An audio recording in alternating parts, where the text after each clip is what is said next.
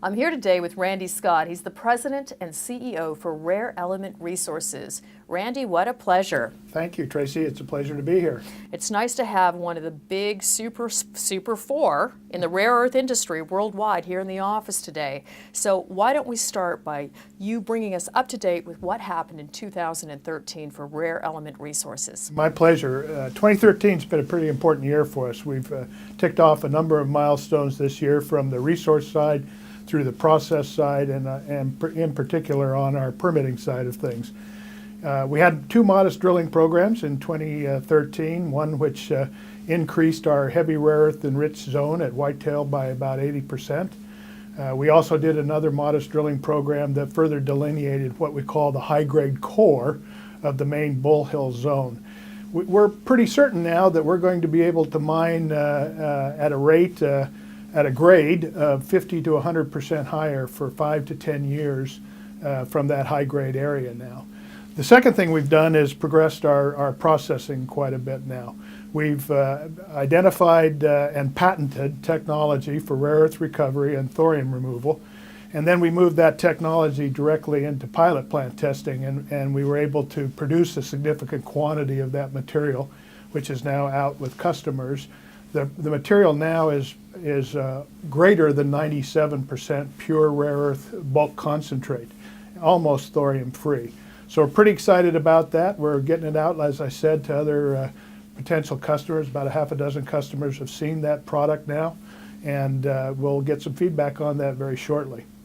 Okay, so let me just jump in here.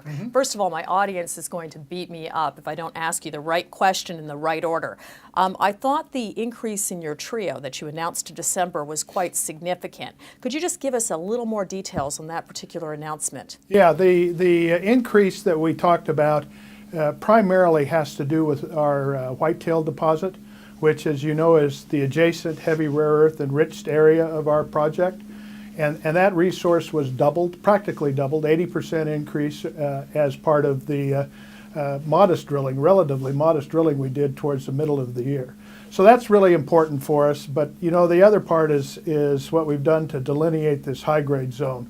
This high-grade zone is, as I said, we think is going to allow us to mine at a grade that's 50 to 100% higher than our average grade even. And the work we're doing on the engineering and mine planning show us that could go on for at least 5 or 10 years. I feel like there's a number of misunderstandings still about rare element resources being kind of put in the niche of just a light rare earth project. So if you could kind of explain to our audience how you actually are heavyweights and more than just your market cap.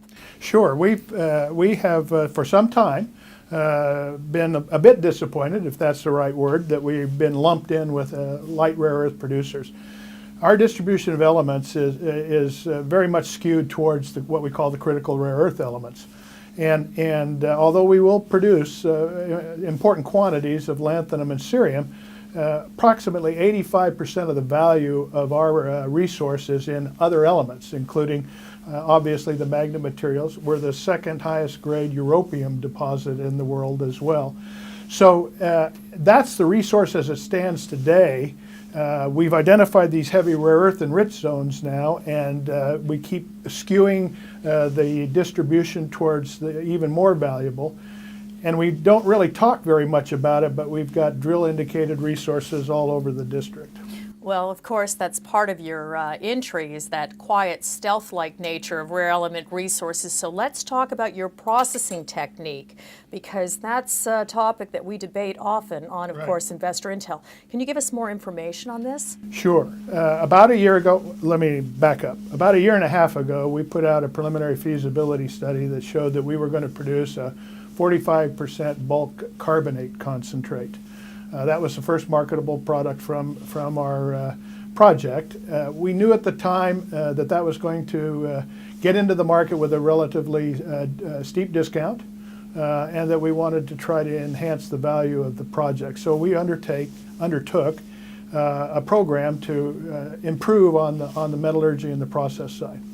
As a result of that, we actually moved the technology from essentially skunk works a year and a half ago through to pilot plant testing, which we completed in in November. It's been very fast paced for us. The process has proven itself up, and we've produced substantial quantities of it. Well, what does that do for us?